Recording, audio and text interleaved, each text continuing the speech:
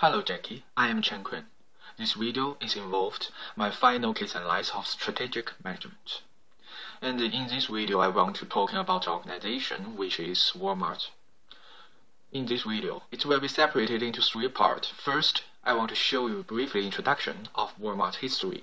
The second, I will show you the business profile of Walmart. The third, I will talking about my essay. Okay, let's go to the first part. In this part, I will show you briefly VCR, which comes from the YouTube website.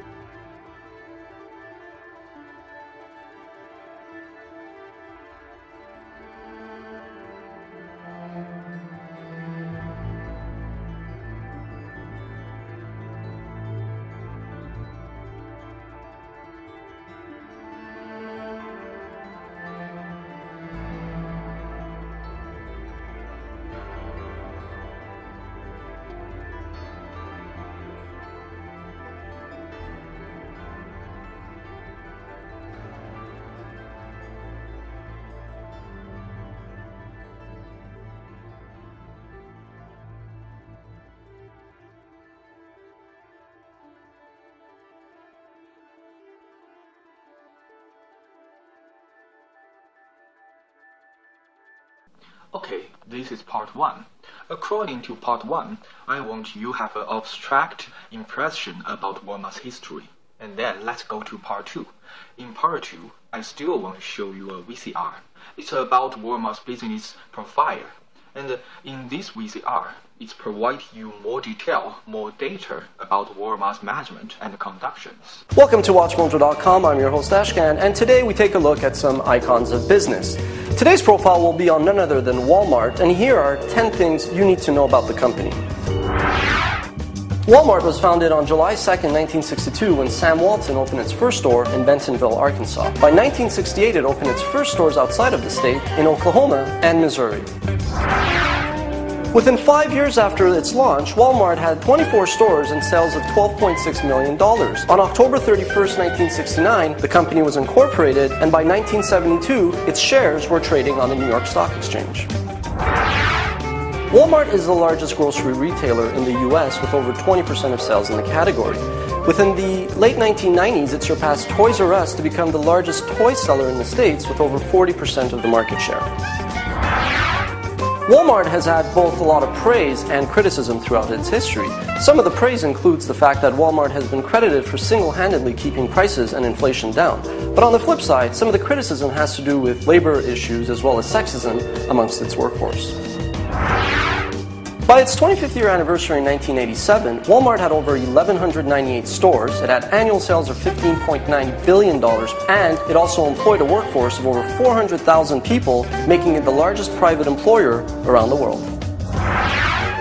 The next year, in 1988, Walmart launched its first supercenter, and that's what helped it surpass Toys R Us as the largest toy retailer shortly thereafter in the 1990s. Now fast forward to the year 2000 when H. Lee Scott took over the CEO post, at which point Walmart's sales had skyrocketed to over $165 billion per year. On September 12, 2007, after 19 years, Walmart changed its slogan from always low prices always to save money, live better. Walmart launched Sam's Club a few years ago, which was its answer to Costco, in other words, a membership warehouse club, but now that is probably the only category that Walmart has failed to gain dominance in a marketplace. In 2006, international sales accounted for 20.1% of Walmart's total revenue. But if you lived on the island of Manhattan, you wouldn't find a single Walmart around. Okay, let's go to part 3. Part 3, I want to talking about my essay. Walmart is the world's largest retailer. The company utilizes a cross-leadership strategy in order to compete as a general mechanizer. The company is organized into American, World, and the Sun Club. Walmart industry is generally unfavorable, but the company has shifted some of the industry force to make it more favorable. By having strong bargaining power with supplier, Walmart is able to offer a considerable value proposition to its customer. The result has been that the company has generally enjoyed strong financial performance, despite some slowdown in activity as a result of the recession. Walmart's strategies are built on its strengths.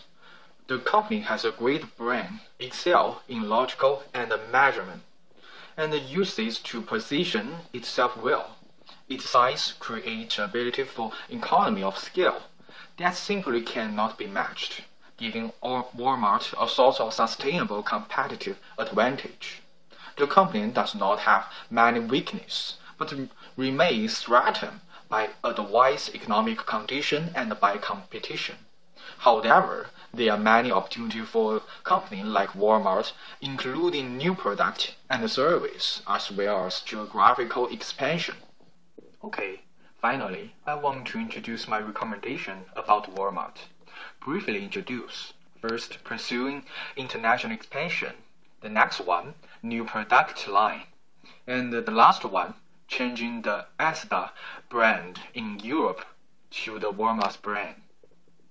Each of these will make the company more competitive in its own way. Okay, this is my video about Walmart. Thank you very much.